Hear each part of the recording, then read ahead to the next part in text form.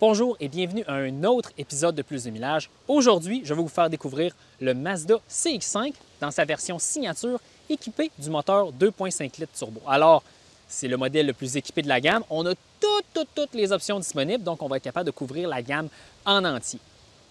Si vous aimez le contenu que l'on fait, n'hésitez pas à vous abonner. Laissez-nous un like et appuyez sur la petite cloche et laissez-nous un commentaire sur comment vous avez aimé la vidéo d'aujourd'hui. Alors, sur ce, allons-y. Pour ce qui est du design extérieur du CX-5, c'est à peu près similaire aux années antérieures, 2021, 2020, tout ça. Évidemment, la grille à l'avant a été renouvelée, comme je vous ai dit, pour s'harmoniser avec le CX-50. C'est de très bon goût. Ça lui donne, dans le fond, le véhicule a une allure tout à fait 2022. Ça a l'air d'un véhicule tout à fait à la page. Donc ça, c'est super du côté de Mazda. Mais le profil et la forme du véhicule, évidemment, n'a pas changé puisque ceci n'est qu'un rafraîchissement en milieu de cycle, comme on l'appelle en anglais, un mid-cycle refresh. Donc, d'un point de vue physique, le véhicule n'a pas nécessairement beaucoup changé. La motorisation du CX-5, particulièrement le modèle signature, ici, on a un moteur 2.5 litres turbo-compressé. Pour ce qui est de la puissance, on parle de 256 chevaux avec de l'essence super, 227 chevaux avec de l'essence ordinaire. Qu'est-ce que ça veut dire, ça? Oui, Mazda vous laisse la flexibilité d'utiliser le grade d'essence que vous voulez. Ça, c'est très intéressant. L'effet que cela sur le couple est assez moindre. On parle de 310 livres-pieds de couple avec de l'essence ordinaire, 320 livres-pieds de couple avec l'essence super. Mais là, vous allez peut-être vous dire, Alexandre, 310, 320 livres-pieds de couple, c'est très élevé, ça ressemble même à un moteur diesel. Exactement, c'est là où je m'en allais. La technologie de turbocompresseur que Mazda utilise ici dans ce moteur-là est assez particulière, c'est unique dans l'industrie. Mazda a voulu marier les avantages des turbos à 2 volutes, qu'on appelle twin scroll en anglais, et avec aussi les avantages des turbos à géométrie variable qu'on retrouve dans des véhicules ultra performants comme les Porsche 911. Ce turbo-là maximise sa révolution à très bas régime, dans le fond autour de 1600 tours minute pour le moteur, pour justement délivrer la pression maximale. Et évidemment, le moteur va pouvoir envoyer le plus de carburant possible pour, évidemment, de l'air, de l'essence. Qu'est-ce que ça fait? Plus de puissance. Après l'avoir conduit, je peux vous dire que c'est un moteur qui a énormément de réponses. Et le couple à bas régime est impressionnant. Donc ça, c'est très bien. Pour ce qui est de l'économie d'essence, on parle de 10,8 litres au 100 en ville et 8,7 sur l'autoroute, peu importe l'essence utilisée. J'ai parcouru Toronto-Montréal hier soir avec le véhicule.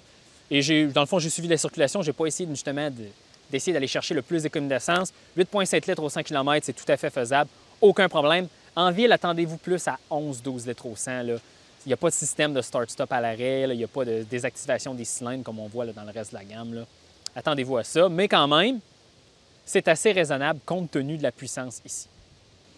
Dans cette version du Mazda CX-5, évidemment, on a un haillon électrique. Et c'est bien parce que l'ouverture est assez haute. Dans le fond, moi, je mesure 5 pieds 10, puis il n'y a pas de problème pour être sous le haillon. Pour ce qui est de l'espace intérieur, dans le fond, le plancher, le seuil, même hauteur que le reste du véhicule. Donc là, on n'a pas une bosse. Donc ça, c'est parfait pour entrer des gros objets. On parle de 870 litres à l'arrière. Et lorsqu'on rabaisse la banquette au complet, 1620 litres. C'est dans la compétition. C'est pas le plus gros parce que là, si on avait un Volkswagen Tiguan ici, l'empattement est beaucoup plus long et le véhicule est beaucoup plus gros. Mais là, on parle plus de Hyundai Tucson, le RAV4, les VUS compacts un peu plus courts dans tout dans le grand écosystème des VUS compacts en Amérique du Nord, parce qu'évidemment, il y en a des très longs et il y en a des très courts. Le Mazda se situe dans ceux qui sont un peu plus courts. Avec la banquette complètement rabattue maintenant, on peut voir l'espace de chargement complètement plat. Élément le plus important dans les VUS compacts. Qu'est-ce que ça veut dire? Bien, en fond, entrer un vélo, c'est super facile. Entrer des super de grosses boîtes, c'est super facile. Et aussi, pour amateurs de plein air ou van life, mettre 2 sacs de couchage puis un matelas, ça ne devrait même pas être un problème et le confort devrait être assez raisonnable. Donc, pour ça, chapeau Mazda. À l'arrière du CX-5, bien là, on commence à avoir un aperçu de l'intérieur du CX-5 signature qui a un intérieur beaucoup plus luxueux que les modèles GS et GX de base. Mais pour ce qui est de l'espace intérieur, de quoi ça a l'air? Évidemment, comme je vous ai dit au préalable, véhicule avec un empattement beaucoup plus court que, dans le fond, on parlerait d'un Tiguan, d'un Rogue ou d'un Mitsubishi Outlander. Par contre, j'ai placé les bancs à une position où est-ce qu'une personne de 6 pieds pourrait s'asseoir. Dans le fond, l'espace arrière pour les jambes est assez raisonnable. C'est sûr que c'est pas du tout comme le Tiguan, mais ça se passe très bien. Le dossier est un peu bas pour ma morphologie, mais ça se passe quand même très bien. On peut facilement mettre nos pieds un peu plus loin en dessous des sièges. Donc ça, c'est bien. pochettes pour des cartes ou des tablettes ou téléphones à l'arrière des deux sièges, passagers et conducteurs, bouche d'aération. On n'a pas de port USB à l'arrière et contrairement au Tiguan ou au Rogue, on a seulement un toit ouvrant régulier là, qui ne couvre que les places avant. Donc ça, c'est quelque chose que sur cette génération de Mazda CX-5, on ne retrouve pas. L'acheteur typique du VUS compact, évidemment, la plupart du temps, il a des enfants. Enfants, ceci veut dire souvent siège d'appoint à l'arrière. Chose super importante lorsqu'on a un siège d'appoint, c'est pouvoir le faire entrer à l'intérieur du véhicule. Et pour ça, Mazda y a passé avec des portes qui ouvrent à 90 degrés. Oui, on a vu ça aussi dans le Nissan Rogue, c'est très bien. Mazda CX-5, c'est le cas aussi.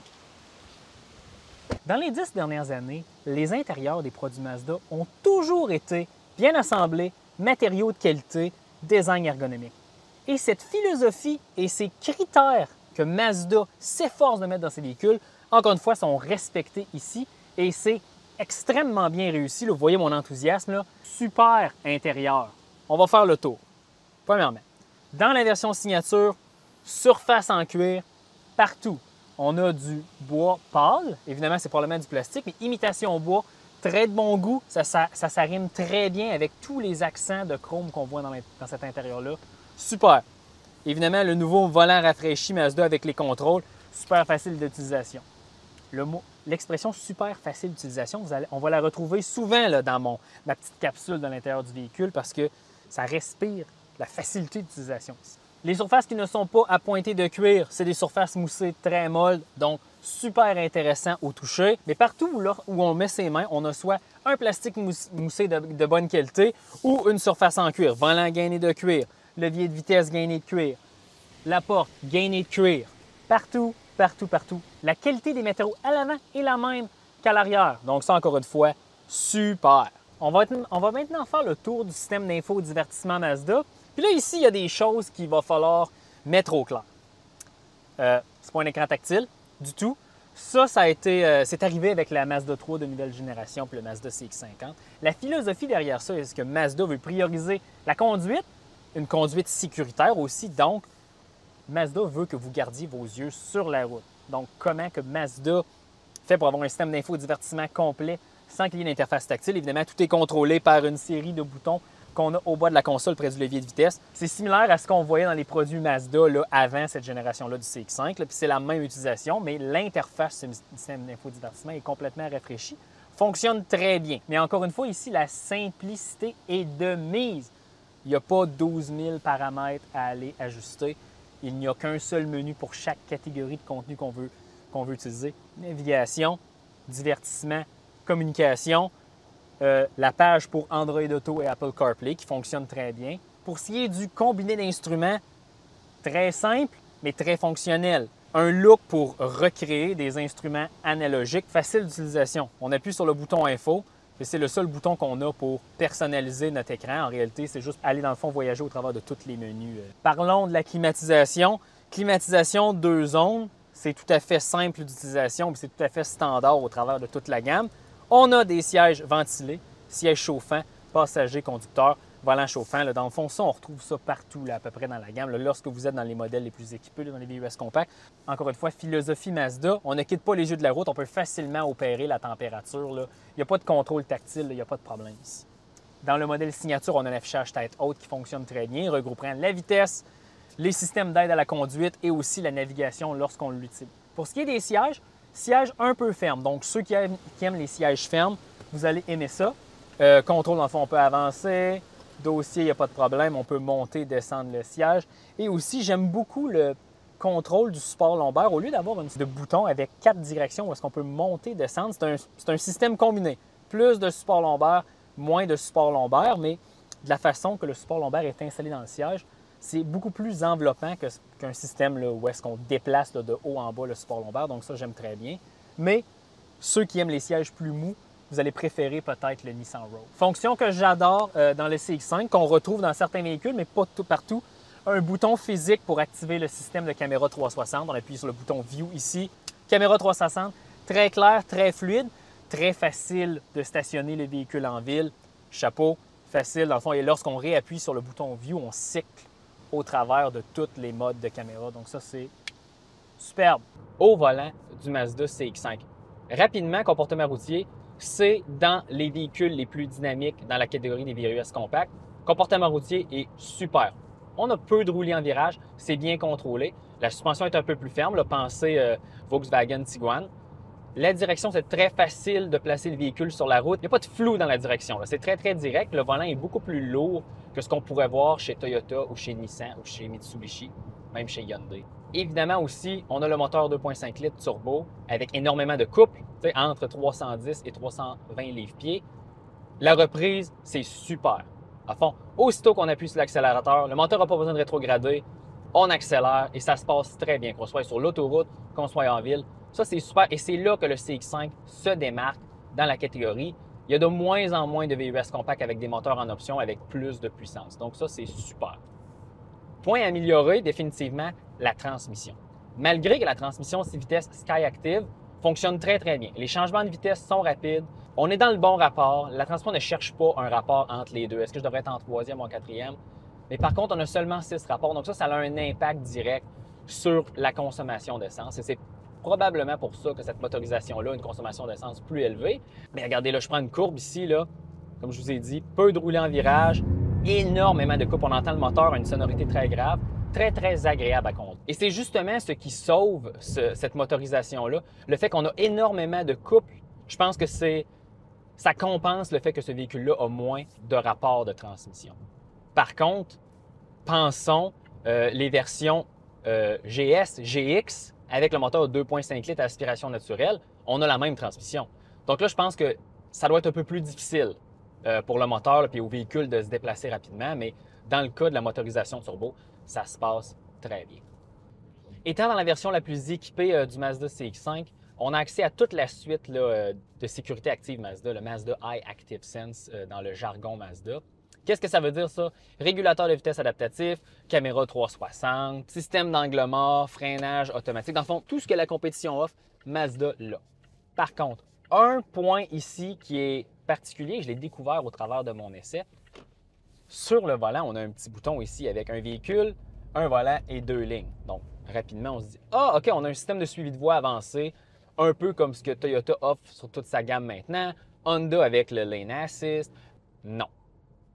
Ce bouton-là, c'est pour activer l'aide en embouteillage, le TGA, le Traffic Jam Assist, comme on s'appelle. Qu'est-ce que ça veut dire, ça? Lorsque nous sommes dans un embouteillage en bas de 60 km/h, ce système-là va s'activer automatiquement lorsque le régulateur de vitesse adaptatif est en fonction. Et ça va faire exactement comme un système de suivi de voie là, intelligent et moderne. Ça va suivre les voies, ça va suivre le véhicule devant vous, ça va faire des arrêts complets. Ça va fonctionner exactement comme on peut s'y attendre d'un système moderne. Sauf que dépassé 60 km/h, le système va se désactiver et on va tomber seulement avec le régulateur de vitesse adaptatif. Donc là, 45 000 en 2022, ne pas avoir un système de suivi de voie complet, bien là, comme je vous dis, c'est un point qui est amélioré. Selon moi, la raison pour laquelle nous n'avons pas ça, et dans le fond, ça se retrouve là, dans le fond, au travers de la gamme Mazda, je pense que c'est une question d'architecture électronique. Quoique Mazda a fait un excellent travail de garder ce véhicule-là à jour, véhicule très performant, véhicule de qualité. T'sais, on ne se sent pas qu'on est dans un véhicule 2017 ici, mais voyez-vous, il y a certaines technologies qui sont beaucoup plus difficiles à implémenter ici. Donc, c'est probablement une raison qu'on n'a pas un système de suivi de voie là, qui fonctionne sur toute la plage de vitesse que le régulateur adaptatif fonctionne. Donc, ici, point à améliorer. Et voici ce qui conclut notre essai routier du Mazda CX-5, modèle signature, équipé du moteur 2.5 litres turbo. La dernière question qui nous reste à répondre ici, c'est combien ça coûte? On parle de 45 000 transport et préparation inclus pour ce modèle tout équipé avec toutes les options. Par contre, la gamme du Mazda CX-5 avec le moteur à aspiration naturelle commence à 30 200 et aussi, fait à noter, la traction intégrale est offerte standard sur toute la gamme. Donc, il n'y a pas de modèle traction, on n'a pas besoin de choisir certaines options pour tomber en traction intégrale. Tous les CX-5 en 2022 sont traction intégrale, donc ça, c'est très, très bien. C'est un véhicule qui vaut la peine d'être découvert puisque à 45 000 surtout dans le modèle signature, on est exactement au même endroit que le Nissan Tiguan Highline R-Line et le Nissan Rogue Platinum. Ces véhicules-là offrent même niveau de luxe, même niveau d'équipement, mais non pas de motorisation en option. L'économie d'essence dans la ville est peut-être quelque chose à améliorer. Par contre, sur l'autoroute, pas de problème d'atteindre la cote de consommation du gouvernement de 8,7 litres au 100 km. Moteur très puissant, beaucoup de couple, qualité de construction et la qualité de l'intérieur est impressionnante. Alors, si vous avez aimé cette vidéo, laissez-nous un petit like, laissez-nous un commentaire si on n'a pas répondu à une de vos questions et on se revoit dans un autre épisode de Plus de millage.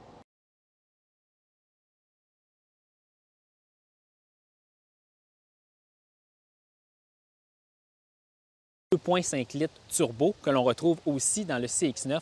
Ça va être super intéressant. On va aller